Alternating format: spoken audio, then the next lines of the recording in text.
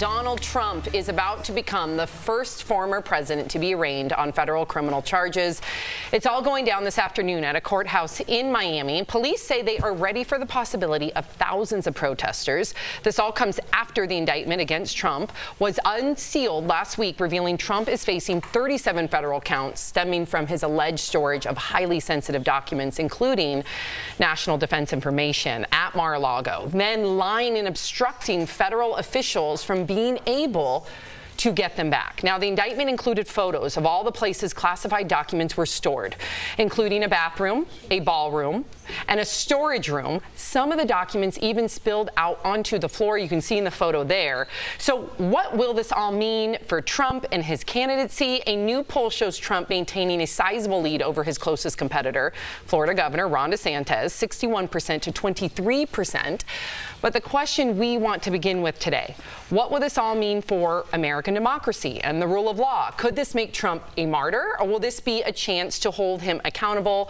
Tori, what would you say?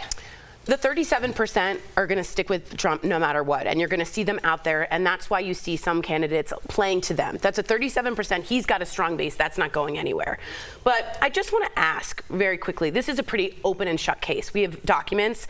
Jack Smith, we have a federal case. They win 99% of it. They also have audio recordings, and you can listen to them of him telling a random writer secrets. When I say secrets, I don't mean Nothingville. I mean nuclear top secrets. I mean, people abroad, Americans, would be in, their lives would be in danger. Replace Trump with anyone else, and he's spreading, this person's spreading American nuclear secrets, and if you're a patriot, you really think that that guy shouldn't be held accountable? If you really want to believe in the military and you're a patriot and you believe in this government, you want that guy to be the stand-up guy who is willy-nilly selling, allegedly, all these. There's a $2 billion deal from Saudis, Jared Kushner, we still don't know about. So I simply ask you, replace the personality of Trump with Mr. X, John Smith.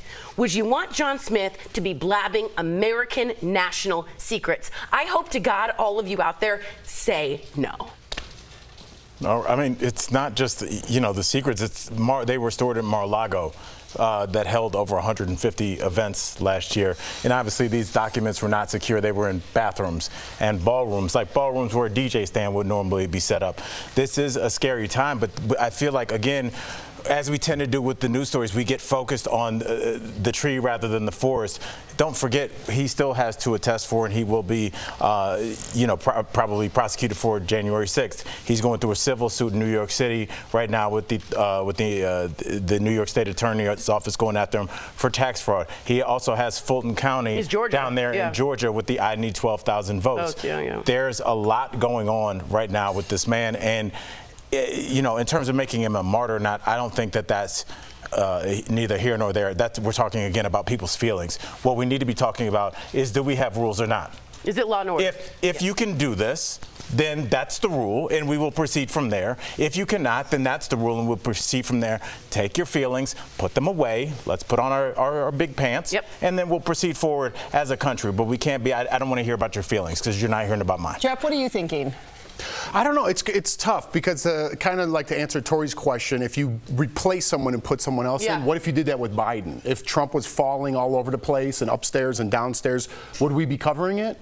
Because we're not. The media's not following that, right? Is he really falling all over the place? Yeah, he is. He's falling all over the place. He fell down at the Air Force. He fell up the stairs. He wanders around, and nobody covers that. Nobody covers that. So I wonder, and again, it's just what I see, okay? But you're not allowed to share that take, right? You get called certain names for just sharing that take of someone falling down. I think a lot of what Trump represents for people on that side that aren't going to lose that base are the media slants, the reverse. I think a lot of the media leans left, and they do have a little special treatment. And I think the people who support Trump are against all that, are against attacking Trump. My whole thing is, what if Trump stepped away?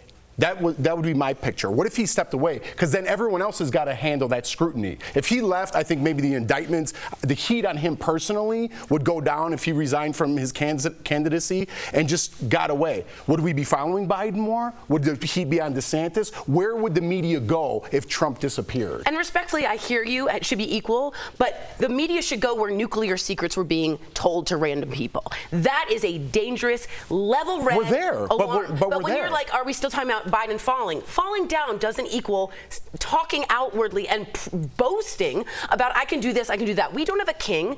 We don't have a king in this country. So for all of you protesting, this man is not a monarch. He should be held to law and order, just like all of us. And as I said before, this could lead to deaths of Americans abroad. It is that serious. So falling might be something that's an issue. This one seems more more important. Yeah, listen, I totally understand you want to have your moment here. I'm not here to represent. I'm not here to represent the other side. To be honest with you, I'm sick of it, to be quite frank with you. I understand. I don't have these conversations in my real life. I don't know who is having these conversations that they get so heated about and all this. All I'm saying is, like, our current president is falling down, and we're not talking about it. Nobody's talking about it. So if he runs for re-election, isn't that an issue someone would talk about?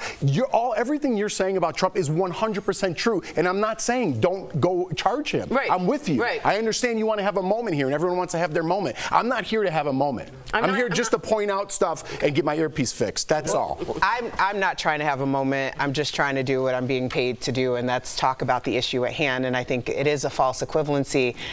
If you want to talk about the coverage in terms of equality and how we're being covered, how these two candidates or candidate and president is being covered in the media, that's one conversation. But the conversation that we're having now is about the fall of our democracy, not the fall of a current president. Okay. I do think it's important just to